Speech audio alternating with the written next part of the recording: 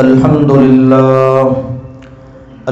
لله نحمده ونستعينه ونستغفره ونعوذ بالله من شرور أنفسنا ومن سيئات أعمالنا من يهده الله فلا مضل له ومن يضلل فلا هادي له وأشهد أن لا إله إلا الله وحده لا شريك له وأشهد أن محمدا عبده ورسوله أما بعد فإن خير الحديث كتاب الله وخير الهدي هدي محمد صلى الله عليه وسلم وشر الأمور محدثاتها وكل محدثة بدعة وكل بدعة ضلالة وكل ضلالة في النار. يا أيها الذين آمنوا اتقوا الله حق تقاته ولا تموتن إلا وأنتم مسلمون. يا أيها الناس اتقوا ربكم الذي خلقكم من نفس واحدة وخلق منها زوجها وبث منهما رجالا كثيرا ونساء واتقوا الله الذي تساءلون به والأرحام إن الله كان عليكم رقيبا. يا أيها الذين آمنوا اتقوا الله وقولوا قولا سديدا يصلح لكم أعمالكم ويغفر لكم ذنوبكم ومن يطع الله ورسوله فقد فاز فوزا عظيما. أما بعد فأعوذ بالله من الشيطان الرجيم. بسم الله الرحمن الرحيم. قاف والقرآن المجيد بل عجبوا أن جاءهم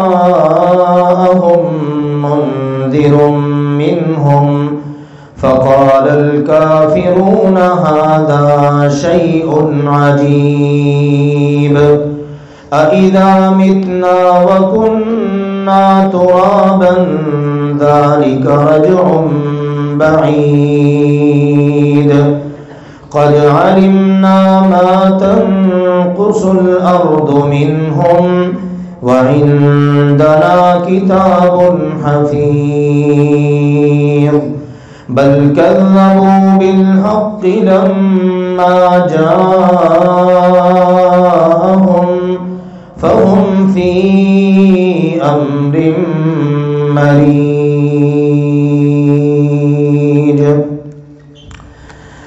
وقال جل وعلا في كلامه المجيد ولا يشفعون إلا لمن ارتضى وهم من خشيته مشفقون. عز وجل ولا تنفع الشفاعة عنده إلا لمن أذن له. اللہ ذوالجلال والاکرام جو اس ساری کائنات کو بنانے والا اور اکیلا ہی اس ساری کائنات کا مالک ہے، اس نے اپنی مخلوق کہ جن میں سر فہرست انسان ہیں اور پھر ان کے بعد جنات بھی، اسی طرح سے دیگر مخلوقات، ان کے لیے ایک دن مقرر کیا ہے کہ جس دن اللہ تعالی تمام کے تمام معاملات کو اپنے حکم کے ساتھ کلیئر فرمائے گا اور اپنے بندوں کے درمیان بالخصوص فیصلے فرمائے گا، اچھا کرنے والوں کو ان کی اچھائی کی جزا ملے گی، برا کرنے والوں کو ان کی برائی کی سزا ملے گی، اور اللہ تعالیٰ نے جو فیصلے فرمانے ہیں ان پر کوئی بھی کسی بھی طرح سے اثر انداز نہیں ہو سکے گا۔ یہ اللہ سبحانہ و تعالی کے کلیئر فیصلے ہیں جن کو اللہ کی توفیق سے ہم قرآن پاک کی آیات اور احادیث مبارکہ کی روشنی میں جان چکے ہیں۔ بعض اوقات مسلمان اس غلط فہمی کا شکار ہو کر گناہوں میں، اللہ اور اس کے رسول کی نافرمانیوں میں پڑا رہتا ہے کہ میں جو بھی کر لوں، جتنے بڑے بڑے گناہ بھی کیوں نہ کر لوں، میں نے تو بخشے جانا ہے۔ اول تو پھنسنا ہی نہیں، کیونکہ اللہ کے حبیب کی امت ہیں ہم، اور چلیں اگر بالفرض پھنس بھی گئے تو فلاں ہے جو ہمارے کام آ جائے گا، ہمارے پیارے نبی ہماری سفارش کر لیں گے، ہمارے حضرت صاحب ہیں، ہمارے پیر صاحب ہیں، ہم فلاں کے سلسلے سے جڑے ہوئے ہیں، وہ جانے رب جانے، ہمیں فکر کرنے کی کیا ضرورت ہے۔ پھر اس کا رزلٹ جو نکلتا ہے وہ ہم سب کے سامنے ہے کہ انسان مسلمان بے عملی کا، بد عملی کا شکار ہو جاتا ہے، نہ وہ اللہ سبحانہ و تعالی کے حوالے سے اپنی ذمہ داریوں کو ادا کرتا ہے اور نہ ہی اللہ کی مخلوق کے حوالے سے اپنے فرائض اور ذمہ داریوں سے عہدہ برآ ہوتا ہے۔ لہذا اللہ ذوالجلال والاکرام نے اپنے کلام پاک کے ذریعے ہمیں یہ بالکل واضح کر دیا، کسی کے لیے کوئی اندھیرا نہ رہے، کسی کے لیے کوئی پردہ نہ پڑا رہے، کوئی کل قیامت کے دن اللہ کو یہ نہ کہے ہمیں پتہ نہیں چلا۔ یہ پتہ لگانا بھی آپ کی ذمہ داری ہے، آپ خود کھوج لگائیں کہ میں کس طرح قیامت کے دن اللہ سبحانہ و تعالی کی پکڑ سے بچ کر اللہ سبحانہ و تعالی کی رضا اور خوشنودی کو حاصل کر سکتا ہوں۔ رہی یہ بات کہ فلاں سفارش کر لے گا، اس سے پہلے آپ اللہ کے فضل و کرم سے قرآن پاک کی آیات سماعت کر چکے ہیں، اسی کو میں آگے چلاتا ہوں بات کو کہ کوئی سفارش اللہ کی اجازت کے بغیر کر ہی نہیں سکے گا۔ ہم آیت الکرسی پڑھیں، اس میں بھی یہ پیغام موجود ہے، وہ تو ہر مسلمان کو آتی ہے، اسی طرح کی آیات قرآن پاک میں دیگر مقامات پر بھی ہیں۔ کتنا واضح یہ پیغام ہے، من ذا الذی یشفع عندہ الا بإذنہ، کون ہے جو اللہ کی اجازت کے بغیر شفاعت کر سکے، سفارش کر سکے۔ اس کا مطلب یہ ہے کہ اللہ تعالیٰ نے یہ مکمل طور پر اپنے ہاتھ میں رکھا ہے، کس کو اجازت دینی ہے کہ وہ سفارش کرے۔ اب اگلی بات یہ ہے کس کی سفارش ہوگی، اس کو بھی قرآن پاک نے کلیئر کیا۔ اللہ تعالیٰ نے فرمایا لمن یشاء ویرضی، اللہ تعالی جس کے لیے چاہے گا اور جس کے لیے پسند فرمائے گا اس کے لیے اللہ اجازت دے گا کہ آپ سفارش کریں۔ اب یہ اتنا واضح اللہ کا پیغام ہے، پھر بھی مسلمان اس کو نہ سمجھے اور غلط فہمی کا شکار ہو کر اپنا نقصان کر بیٹھے، پھر ساری ذمہ داری اس کے اپنے اوپر آن پڑتی ہے۔ اللہ تعالیٰ نے تو کوئی لگی لپٹی رکھی ہی نہیں۔ اللہ سبحانہ و تعالیٰ نے تو بالکل کلیئر بتا دیا، نیک عمل کرو، اچھے عمل کرو، تمہیں زندگی ملی ہی اس لیے ہے، تم نے اپنے نیک عملوں کے بل بوتے پر آخرت کے اندر جنت جہنم اس کے حوالے سے اپنی بازی کو جیتنا ہے، اس لیے کہ یہ اللہ سبحانہ و تعالیٰ کا فیصلہ ہے۔ من عمل صالحا من ذکر او انثى وهو مؤمن فاولئک يدخلون الجنہ، جو بھی مرد ہے یا عورت ایمان کی حالت میں نیک عمل کر کے آئے گا۔ اب پورا قرآن پڑھ لیجئے، کہیں آپ کو یہ بات نہیں ملے گی کہ کوئی بھی مرد عورت گناہ کر کے آئے، برائیاں کر کے آئے، آ جائے، کوئی بات نہیں۔ ہمارا نبی سفارش کر دے گا، وہ جنت میں چلا جائے گا۔ ہمارا فلاں پیارا ہے، محبوب ہے، ہمارا ولی ہے، وہ سفارش کرے گا، جنت میں چلا جائے گا۔ نہیں، میں پہلے بھی یہ بات بتا چکا ہوں، کوئی اللہ کا پیارا، اللہ کا محبوب، اللہ سے محبت کرنے والا، اللہ کا ولی، اللہ کا نبی ہماری خاطر اللہ سے بگاڑ نہیں سکتا۔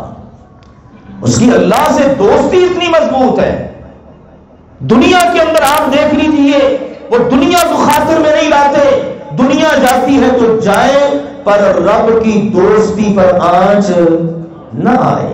یہ ہوتے ہیں اللہ کے پیارے، اللہ کے ولی۔ تو قیامت کے دن آپ کیا سمجھتے ہیں، وہ اللہ کے آگے اڑ جائیں گے یا اللہ سبحانہ و تعالیٰ کو مجبور کر لیں گے؟ بالکل بھی نہیں۔ اللہ نے فرما دیا، جو بھی مرد ہے یا عورت نیک عمل کرے اور اس کے پاس ایمان ہو، فَأُولَئِكَ يَدْخُلُونَ الْجَنَّةَ، یہی وہ خوش نصیب ہوں گے جنہوں نے جنت میں داخل ہونا ہے، یہ جنت میں داخل ہوں گے۔ ہاں، جو اللہ کے پاس آئے گا، اللہ سبحانہ و تعالی اس کو عزت دے گا کہ اس کو اجازت ملے گی کہ آپ سفارش کریں، لیکن کس کو ملے گی؟ اللہ تعالیٰ نے کہہ دیا ہے قرآن پاک کے اندر، اللہ کی اجازت کے بغیر سفارش کوئی نہیں کرے گا۔ کون کرے گا؟ الا من شہد بالحق، جو دنیا کے اندر حق کا گواہ ہوگا۔ اور حق کیا ہے؟ کلمہ توحید۔ جو دنیا کے اندر موحد ہوگا، توحید والا ہوگا، اللہ سبحانہ و تعالی قیامت کے دن اس کو اجازت دے گا کہ چلو آپ کی عزت بناتے ہیں، آپ کو پروٹوکول دیتے ہیں، آپ ہمارا فلاں بندہ ہے، فلاں بندی ہے، اس کے متعلق سفارش کریں، ہم اس کو جنت میں بھیج دیتے ہیں۔ اور سب سے بڑے اس کے گواہ ہیں اللہ کے فرشتے، اللہ کے بعد ان کا نام آتا ہے، شاہد اللہ انہ لا الہ الا ہو والملائکہ واولو العلم قائما بالقسط لا الہ الا هو العزیز الحکیم۔ سب سے پہلا اللہ گواہ ہے اس بات پر کہ اللہ کے علاوہ کوئی بھی معبود نہیں۔ اپنی توحید کا سب سے بڑا گواہ خود اللہ ہے سبحانہ و تعالی۔ پھر اس کے بعد والملائکہ، اللہ کے فرشتے گواہ ہیں کہ اللہ کے علاوہ کوئی معبود برحق نہیں۔ اللہ تعالی فرشتوں کو قیامت کے دن یہ عزت بخشے گا کہ بعض خوش نصیبوں کی فرشتے شفاعت کریں گے۔ وہ کتنے خوش نصیب ہوں گے جن کے سفارشی فرشتے بن جائیں۔ تو یہ بات ذہن میں رکھیے، فرشتوں کو اجازت اللہ نے دینی ہے، اور اس کے بعد فرشتے بات وہی کریں گے جو اللہ سبحانہ و تعالی چاہے گا وہ ٹھیک ٹھیک کریں گے، اور اس کے حق میں کریں گے جس کے حق میں اللہ اجازت دے گا۔ قرآن یہ بتاتا ہے، قرآن میں یہ چیزیں بالکل واضح طور پر موجود ہیں۔ 30ویں پارے کی پہلی سورہ النبا آپ پڑھیے، آخر میں پہنچیے، قیامت کے مناظر ہیں، جہنم کا ذکر، پھر جنت کا ذکر، جنتیوں کا ذکر، اہل جہنم کا اس سے پہلے ذکر، پھر آخر میں کیا ہے؟ لوگوں وہ اتنا ہولناک دن ہے کہ یوم یقوم الروح والملائکۃ صفا، اس دن تو جبریل امین بھی اور سارے فرشتے ان کی قیادت میں صفوں میں کھڑے ہوں گے۔ لا یتکلمون الا من اذن له الرحمن وقال صوابا، یہ ہو ہی نہیں سکتا کہ کوئی فرشتہ ہمت کر کے اللہ سے بات کر سکے، اتنا اللہ کا جلال ہوگا، روب ہوگا۔ لا یتکلمون، فرشتے بھی کلام نہیں کر سکیں گے، ہاں الا من اذن له الرحمن، وہ کلام کرنے کی ہمت پائے گا جس کو اللہ رحمان اجازت دے گا۔ اب اجازت مل گئی، اجازت پا کر وقال صوابا، وہ بالکل ٹھیک ٹھیک بات کرے گا۔ ان کی جو دنیا میں ادا یہ ہے، لا یعصون اللہ ما امرہم وَيَفْعَلُونَ مَا يُؤْمَرُونَ، اللہ انہیں جو حکم فرما دیتا ہے وہ اللہ کی نافرمانی کا تصور بھی نہیں کرتے، وہی کرتے ہیں جس کا حکم ملتا ہے۔ حکم الہی ہوگا، اللہ کی طرف سے اذن ہوگا، اجازت ہوگی، ان کو بالکل ٹھیک ٹھیک بات کریں گے۔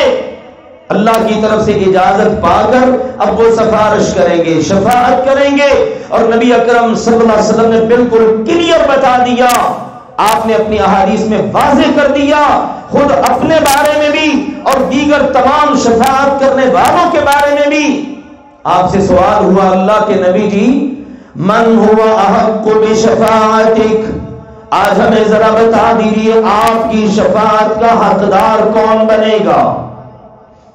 غور کیجئے گا ذرا اس اہم بات پر اور اس راز پر جس سے اللہ کے نبی نے پردہ اٹھایا۔ آپ کی شفاعت کا حقدار کون بنے گا؟ آپ نے فرمایا من مات ویشہد ان لا الہ الا اللہ، جو اس حال میں فوت ہوگا کہ اس بات کی وہ گواہی دیتا تھا، اس بات پر وہ پکا تھا کہ اللہ کے علاوہ کوئی بھی معبود نہیں ہے۔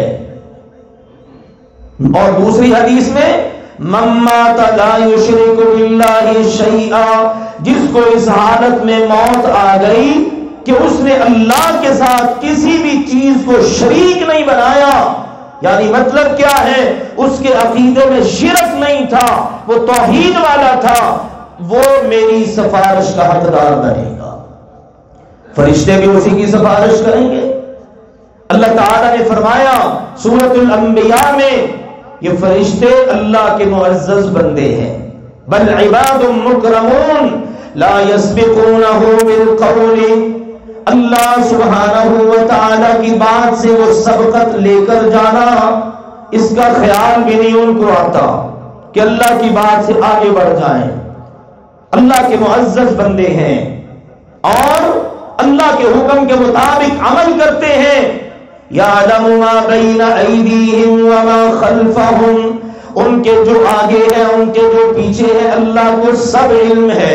اور اگلی بات سنیے، ولا یشفعون الا لمن ارتضى وهم من خشیتہ مشفقون، اور وہ قیامت کے دن اللہ کے خوف سے سہمے جا رہے ہوں گے، بالکل خوف زدہ۔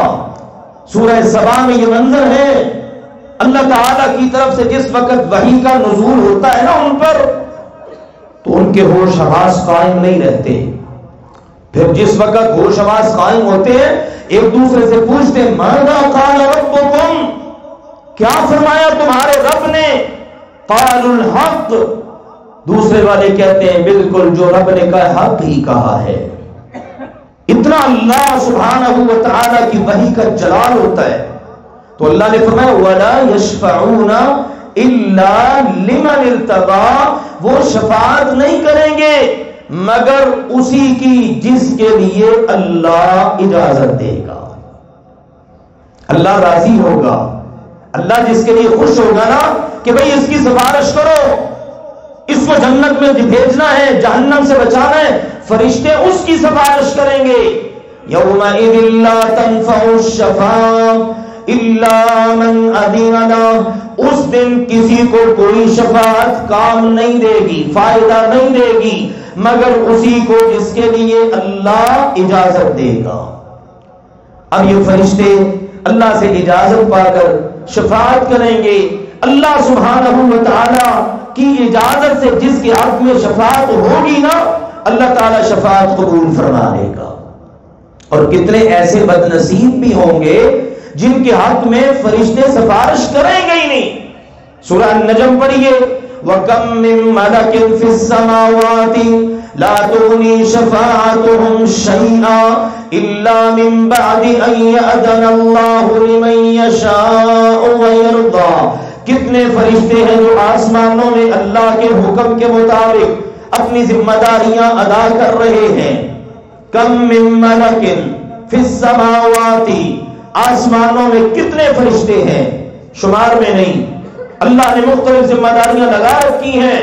آگے کہا لا تغنی شفاعتهم شیئا، ان کی شفاعت کچھ بھی کام نہیں آئے گی، کن کے؟ جن کا پیچھے ذکر ہوا ہے، اور وہ ذکر ہوا ہے بہت سارے لوگ ہیں جنہوں نے بے شمار قسم کے نام بنا لیے خود سے، اللہ نے ان کے بارے میں کوئی دلیل نہیں اتاری۔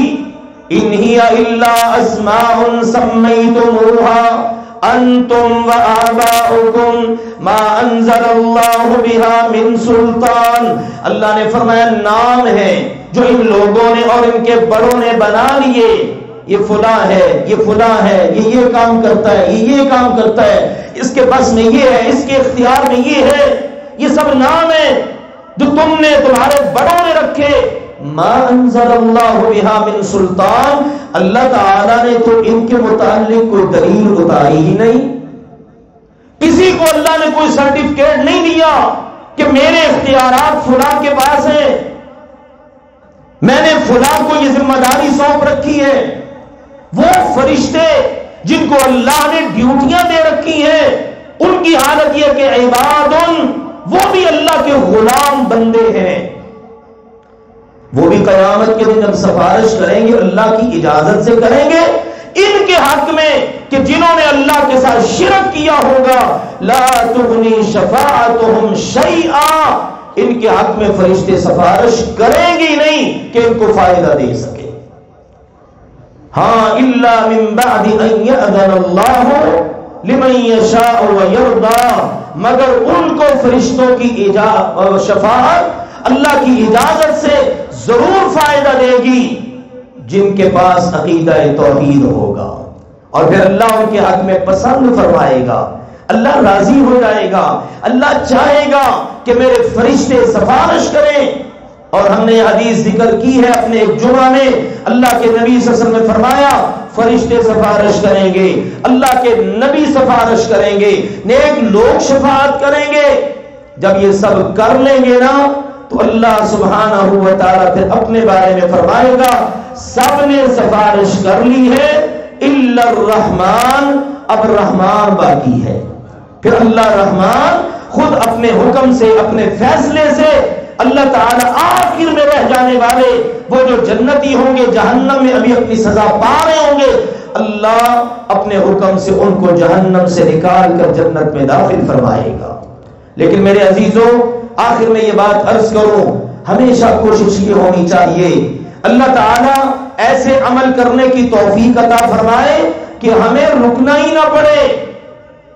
یہ کوئی بات نہیں چلو جی جہنم میں چلے بھی گئے تو آخر جنت میں تو آ ہی جائیں گے نا، یار جہنم کی آگ کا عذاب بھگتنا کوئی آسان ہے؟ وہاں تو قیامت کے میدان کے اندر، میدان محشر کے اندر کھڑا ہونا مشکل ہو جائے گا۔ کجا یہ کہ بندہ کہ چلو وہاں سے ہو کر آخر آ تو جنت میں جانا ہی نا، کیوں ایسی سوچ رکھتے ہیں؟ سوچ بلند کیجئے، صحابہ کرام جیسی سوچ. اللہ کے نبی صلی اللہ علیہ وسلم نے فرمایا میری امت کے 70,000 خوش نصیب وہ ہوں گے جو بغیر حساب کے سیدھے جنت میں چلے جائیں گے. اشتیاق پڑا اللہ کے نبی. یہ کیسے؟ کون ہے وہ خوش نصیب؟ آپ علیہ الصلوۃ والسلام نے ارشاد فرمایا هم الذین لا یسترقون ولا یتطیرون. یہ وہ خوش نصیب لوگ ہیں جو غیر شرعی دم نہیں کرواتے، بدشگونیاں نہیں لیتے اور اپنے رب سبحانہ و تعالی پر توکل کرتے ہیں. جو اللہ پر توکل کرنے والے ہیں اور بدشگونیاں لینے والے نہیں ہیں اور جناب ہر قسم کا علاج کے لیے رستہ غیر شرعی کیوں نہ ہو اختیار کرنے والے نہیں ہیں، اپنے اللہ پر توکل ہے، ان کو اللہ پر بھروسہ ہے. تو اللہ کے نبی صلی اللہ علیہ وسلم نے یہ اور جیسی دیگر نشانیاں بتا کر اپنے صحابہ کو آگاہ کر دیا یہ وہ خوش نصیب ہوں گے جو بغیر حساب کے جنت میں چلے جائیں گے. تو میرے عزیزوں ہمیں بھی کوئی ایسا ہی اشتیاق رکھنا چاہیے اور اس کے لیے کوشش کرنی چاہیے. لِمِثْلِ هَذَا فَلْيَعْمَلِ الْعَامِلُونَ. عمل کرنے والوں کو اس قسم کے لیے کوشش کرنی چاہیے کہ مجھے رکنا ہی نہ پڑے، میں دیکھتا نہ پھروں فلاں میری سفارش کرے، فلاں میری سفارش کرے، بلکہ اللہ کے لیے کیا مشکل ہے، اللہ مجھ گناہگار کو اس قابل بنا دے کہ میں دوسروں کی سفارش کروں.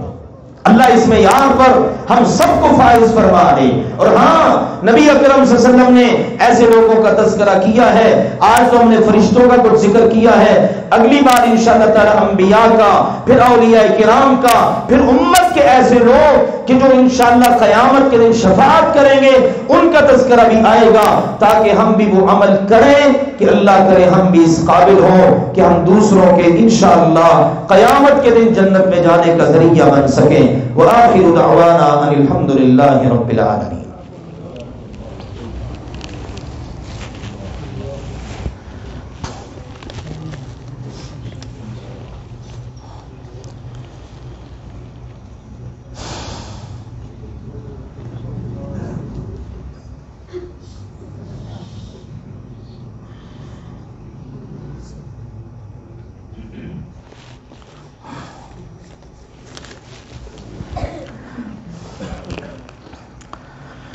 الحمد لله نحمده ونستعينه ونستغفره ونعوذ بالله من شرور أنفسنا ومن سيئات أعمالنا من يهده الله فلا مضل له ومن يضلل فلا هادي له وأشهد أن لا إله إلا الله وحده لا شريك له وأشهد أن محمدا عبده ورسوله أما بعد فإن خير الحديث كتاب الله وخير الهدي هدي محمد صلى الله عليه وسلم وشر الأمور محدثاتها وكل محدثة بدعة وكل بدعة ضلالة وكل ضلالة في النار. أما بعد. عزیز بھائیوں اور محترم بزرگوں، وطن عزیز پاکستان اللہ سبحانہ و تعالیٰ کی ہمارے لیے بہت بڑی نعمت ہے اور یہ نعمت اول روز سے اس سے حسد رکھنے والوں کو برداشت نہیں ہے. وہی لوگ اللہ کے فضل و کرم سے دنیا کے اندر بھی عزتیں پاتے ہیں اور اللہ کی مزید نعمتوں کا استحقاق بھی انہی لوگوں کا ہے جو اللہ کی نعمتوں کی قدر کرتے ہیں. اور یہ اللہ کا وعدہ ہے لئن شکرتم لازیدنکم، اگر تم میرا شکر ادا کرتے رہو تو میں اپنی نعمتیں تمہیں مزید بھی عطا کروں. تو اس لیے ہمیں چاہیے ہم اپنے وطن عزیز کی اللہ سبحانہ و تعالیٰ کی بارگاہ میں سلامتی کے لیے دعا دو رہا کریں. اندرونی بیرونی طور پر دشمن تو پوری طرح سے سرگرداں ہے کہ کسی نہ کسی طرح اس ملک کو ختم کر دیا جائے. انہوں نے نقشے بنائے کہ اس ملک کو ختم کرنا ہے، اس دور کے اندر یہ ملک نہیں ہوگا، اس کو سیاسی طور پر مذہبی طور پر انارکی کا گڑھ بنا دینا ہے. لیکن الحمدللہ یہ ملک چل رہا ہے اور اللہ سبحانہ و تعالی انشاءاللہ اس کو چلائے گا. سیاسی طور پر مذہبی طور پر کتنی کوششیں ہوئیں، اور اب بھی جو صورتحال ہے، اور پھر اس وقت معاشی طور پر پاکستان کو کس نہج پر لے جانے کی اب بھی کوششیں جاری ہیں، لیکن ہر چیز کا مالک اللہ ذوالجلال والاکرام ہے۔ تو ہمیں چاہیے ایک تو اپنے ملک کے ساتھ مخلص رہیں، اور جو لوگ اللہ کے دشمن ہیں، اللہ کے رسول کے دشمن ہیں، وہ ہمارے کبھی دوست نہیں بن سکتے، اور دنیا کے اندر ہمیں ان کا ہر لحاظ سے بائیکاٹ رکھنا چاہیے جہاں تک ہو سکے۔ آپ دیکھ لیجئے قطر کے اندر یہ جو فیفا ورلڈ کپ ہوا، اس میں اسلام کی دعوت کا انہوں نے اس کو مرکز بنا دیا تاکہ غیر مسلم لوگوں تک اسلام کی دعوت پہنچے، اور ایک بڑا خوبصورت موقع انہوں نے اس کو پوری طرح سے استعمال کیا۔ لیکن ہمارے ہاں مسلمان نام لیتے ہیں اسلام کا اور رہتے وطن عزیز پاکستان میں ہیں، لیکن اسی ملک کے خلاف اور جو اس کے دشمن ہیں ان کے حق میں اکثر و بیشتر بہت سارے اعمال، بہت ساری روایات، بہت ساری خرافات جاتی ہیں۔ یہ 25 دسمبر آ رہا ہے، 25 دسمبر کس نام سے مشہور ہے، معروف ہے؟ عیسائیوں کے لیے کرسمس ڈے۔ کیا ہے اس کا تصور، اور ہم مسلمانوں کا اس سے کیا تعلق؟ آج مسلمان پوچھتا ہے کیا کرسمس کے موقع پر میں اپنے عیسائی دوست کو، میرے پاس فلاں عیسائی ہے وہ کام کرتا ہے، میرے اس کے ساتھ کاروباری تعلقات ہیں، میں اس کو گفٹ دے سکتا ہوں؟ آپ ذرا تصور کیجیے ایک مسلمان کے ذہن میں یہ سوال، اور اللہ کے نبی صلی اللہ علیہ وسلم فرماتے ہیں خالف الیہود والنصارى، یہودیوں اور عیسائیوں کی ہر معاملے میں مخالفت کرو۔ آپ کرسمس ڈے کے موقع پر کیوں دینا چاہتے ہیں؟ کہتے ہیں تالیف قلب کے لیے۔ بھائی پورا سال موجود ہے، آپ سال میں کسی وقت بھی دے دیں۔ اگر آپ اس کے دل میں اسلام اور مسلمانوں کی محبت ڈالنا چاہتے ہیں، پورے سال میں کبھی بھی اس کو تحفہ دے دیں، آپ اس کا کوئی کام کر دیں، اس کو اسلام کی دعوت پیش کریں۔ لیکن اس موقع پر نبی اکرم صلی اللہ علیہ وسلم نے اسی لیے تنبیہ فرمائی ہے من تشبہ بقوم فہو منہم، جو جس قوم سے مشابہت اختیار کرے گا وہ پھر انہی میں سے ہو جائے گا۔ آپ تصور کیجئے ان کا اتنا خوفناک عقیدہ ہو کہ عیسیٰ علیہ السلام اللہ کے بیٹے ہیں، اور ہم ان کے بارے میں یہ نظریہ رکھے نہیں، ان کے ساتھ تو تعلق ہونے چاہیے۔ بعض لوگ اس موقع پر ان کو مبارکباد بھی پیش کر دیتے ہیں۔ نہیں میرے عزیزوں، ایک مسلمان کا قطعاً یہ حق نہیں بنتا۔ اللہ تعالیٰ کو تو اس پر اتنا غصہ آتا ہے کہ تکاد السماوات یتفطرن، اللہ کہتا ہے قریب ہے کہ آسمان پھٹ جائیں، وتنشق الارض، زمین شق ہو جائے، وتخر الجبال حتی، پہاڑ سارے کے سارے ریزہ ریزہ ہو کر گر پڑے۔ کیوں یا اللہ اس قدر آپ کو غصہ؟ فرمایا ان دعوا للرحمن ولدا، لوگوں نے رحمان کے لیے اولاد کا دعویٰ کر دیا ہے۔ یہ اتنا خوفناک دعویٰ ہے، اس کا ثبوت نہیں چاہیے ہمیں کہ تم ثابت کرو سچ ہے کہ جھوٹ ہے۔ اللہ کہتا ہے یہ دعویٰ اس سرے سے غلط ہے اور اتنا خوفناک ہے، 14 طبق اور پہاڑوں جیسی مزید مضبوط قسم کی مخلوق، اللہ کہتا ہے یہ سب کی سب تباہ و برباد ہو جائے۔ اللہ تو اتنا غصہ کرے اور ہم کہیں نہیں ہیپی کرسمس ڈے۔ اور دیکھیے آپ بلیک سنڈے تو کسی نے نہیں رکھا، بلیک